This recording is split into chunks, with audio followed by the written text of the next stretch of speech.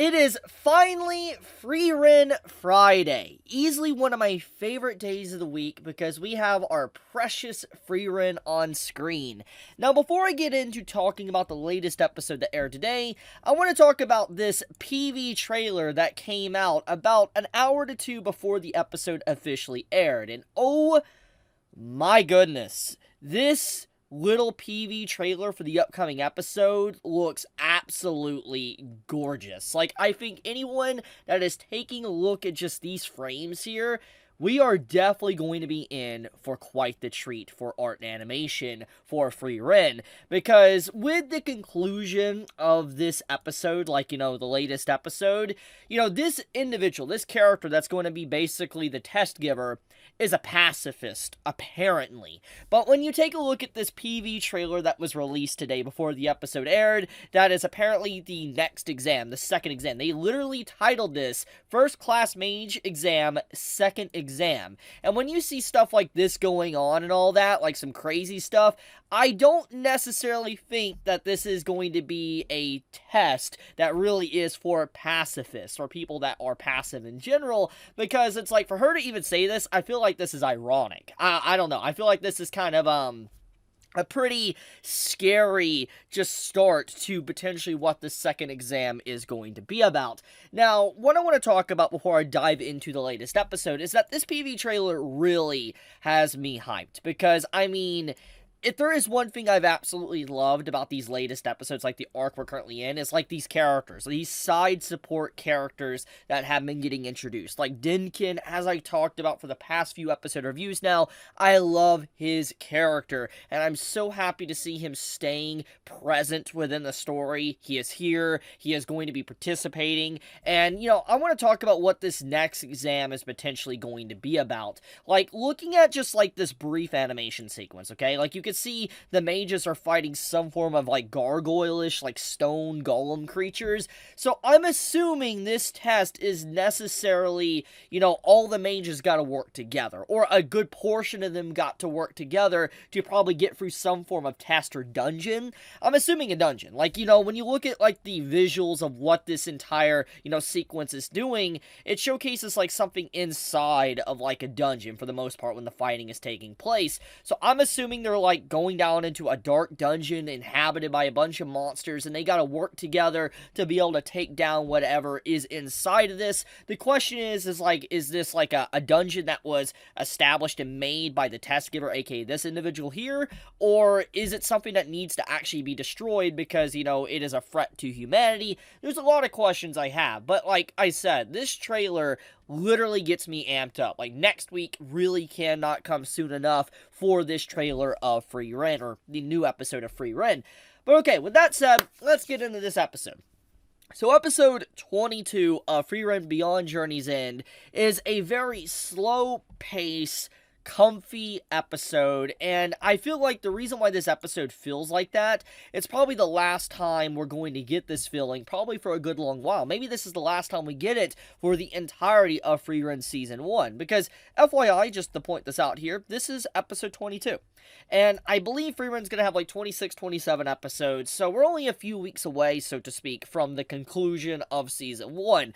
Will Frieren get a Season 2? I assume so. I assume Frieren will definitely get a Season 2 eventually, with just how much care, attention to detail, and passion has been poured into this by all the staff that has worked on Frieren thus far. And I feel like just like this episode is kind of like the send-off for the comfy vibe before we get into like, what this trailer obviously showcased earlier today. That's probably going to be very action-packed and, character-driven, with a lot of things going on that, probably shake the foundation of some of our characters and all that, because there's some brief little sequences that we get within this to where it shows like Frieren meeting like that elf and all that she saw. We can clearly see that Frieren detests this individual from what we saw in the previous episode. So there's going to be probably a lot of character development, a lot of characterization.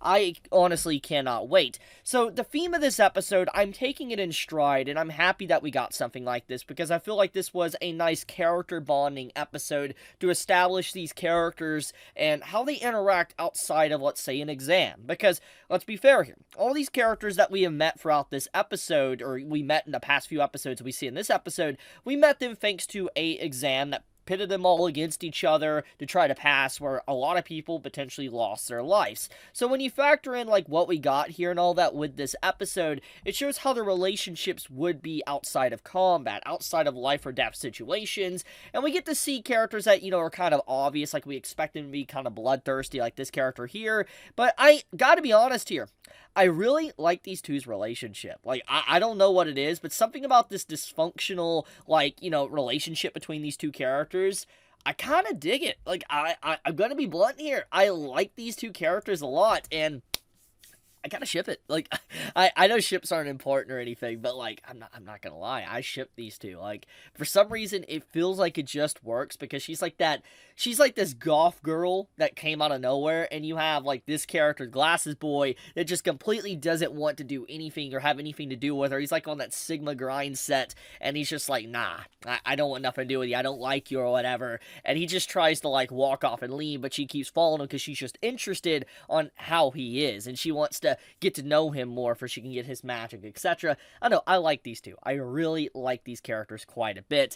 Now, besides that, we get, a lot of, Fern moments within this episode, and a little bit of Stark as well, and I'm happy because, obviously, Stark has been AWOL for, like, 3 to 4 episodes now. I mean, we've been focusing on Fern and Frieren and their exam, so Stark has had to kind of take a backseat as a character, which makes a lot of sense, but I'm glad to see a little bit more of him in this episode, but it's probably the last time, once again, we're going to see him for a good long while, because we're getting into the second exam next week. So, happy we got more of him. I'm happy to see a little bit more connection with him and Fern, and how he had to mediate, like, the issue between Frieren and Fern for them. It was a super sweet little scene, and I love these palettes from Fern and all that. I love her character. But, I like how the conclusion of the episode is that, like, all the characters are just chilling in their downtime, and they're going to, like, a restaurant and all that to just be able to vibe. Like, it's just straight up vibe in this episode, and I especially just love the comfy emotional moments here with Frieren and how she thinks about Himmel and what he left behind for her. It's a beautiful sequence, honestly, and I want to take a few moments to talk about that. So basically, we've always known that Himmel is a character that, is incredible, and the more we see of him, the more we wish we got to see more of his journey, because he really steals the spotlight within any scene that he's in. Himmel is just such a great character, and it just kind of shows his everlasting effect that he's had on this world, or at least Frieren as a person. And seeing this scene here where Frieren comes to the restaurant to be able to eat the food from this, notorious chef that says he will have his recipes, transcend, hundreds of years, it's an adorable moment, because it's like, it showcases what people strive to do within their life, leave a impact on people, to have something passed down for generation to generation to come, and to always be remembered. It's a very important thing that humans want to do, and I think that it's powerful, because we get to see the aspect of Himmel and how he constantly saves people. He saves children, men, women, and, Frieren's like, why do you do this? He's like, oh, I just want to do what's right and all that, but at the same time, he does it for himself, because he wants people to remember him. He wants to have an effect on their life, and the same thing could be said for this chef as well. He wants to leave an impact behind, and so seeing Himmel basically says, you know what I want for you? Or from you to kind of repay me, I want you to make sure your flavors, your food, is able to continuously pass down for 100 years from now. Frieren can be able to eat your food and be satisfied and remember this moment. I think it's beautiful, honestly. It's an incredible moment, and when Frieren eats the food, she says that he lied and the food doesn't taste the same, but she says it actually tastes a lot better than it did, and I think this shows the impact as well that Himmel and the characters had on the chef, that yes, he tried to his utmost ability to make sure his recipe was even better, for it would never be overshadowed where nobody really could change it, and I think that is kind of the message here, is that Frieren was really satisfied, and it's super cute, honestly. I can't get enough of it. I especially love this scene here, like, Frieren just, like, thinking of Himmel and the whole hero thing, and, like, this little sequence when you have these characters just laughing and giggling and all that, and they're just having a great time. It really kind of showcases the passing of time, and just how Frieren, as she gets older, as she thinks about her adventure and she retraces her steps, just how much Himmel has really affected her very well-being in life.